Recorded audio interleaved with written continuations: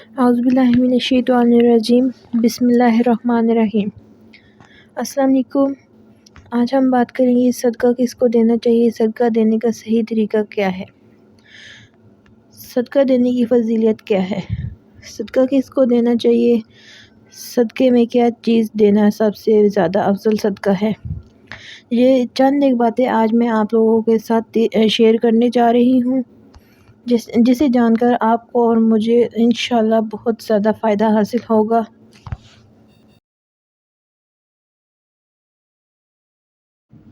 صدقہ کرتے وقت بہت سارے لوگ کم علمی کی وجہ سے چند ایک غلطیاں کرتے ہیں جو کہ نہیں کرنی چاہیے، وہ بھی آگے چل کر ذکر کرتی ہوں۔ صدقہ دینے کی فضیلت کیا ہے۔ حضرت عائشہ صدیقہ رضی اللہ عنہا ارشاد فرماتی ہیں کہ رسول اکرم صلی اللہ علیہ وسلم نے ارشاد فرمایا کہ آگ سے بچو اگرچہ کھجور کے ایک کاش کے ذریعے، یعنی کھجور کا ایک ٹکڑا بھی صدقہ کر کے بچو۔ صدقہ کوتاہیوں کو یوں مٹا دیتا ہے جیسے آگ کو پانی۔ صدقہ اللہ تعالیٰ کے غضب کو مٹاتا ہے۔ صدقے سے کبھی مال کم نہیں ہوتا بلکہ اللہ اس میں برکت ڈال کر بڑھا دیتا ہے۔ ہر شخص بروز قیامت اپنے صدقے کے سائے میں ہوگا۔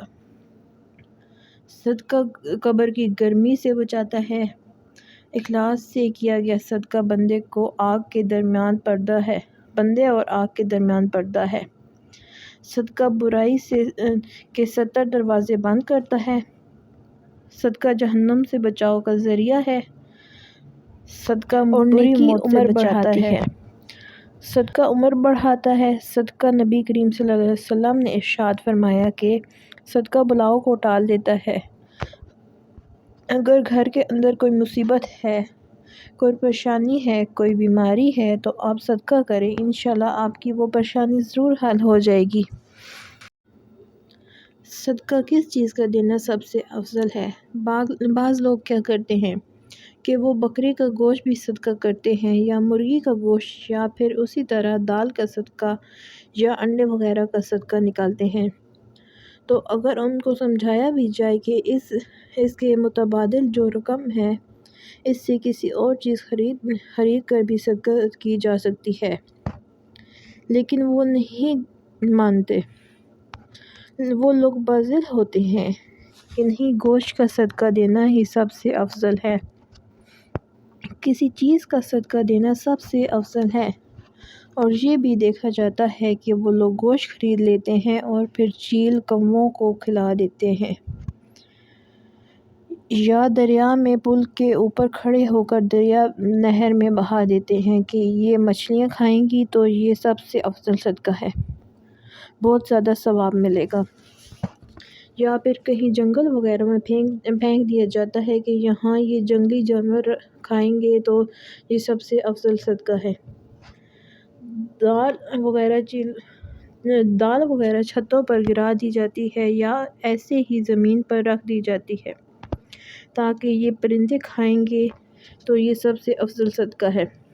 سب سے افضل صدقہ کیا ہے۔ نبی کریم صلی اللہ علیہ وسلم نے ارشاد فرمایا کہ کسی ضرورت مند کی ضرورت کو پورا کرنا یہ سب سے افضل صدقہ ہے۔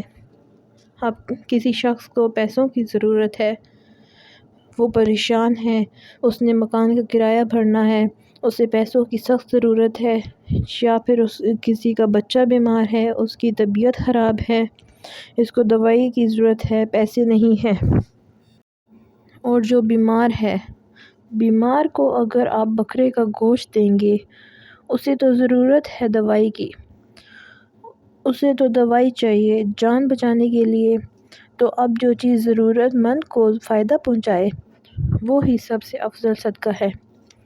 یہ لوگ بضد ہوتے ہیں کہ نہیں، گوشت ہے، گوشت سے ہی صدقہ نکالیں گے۔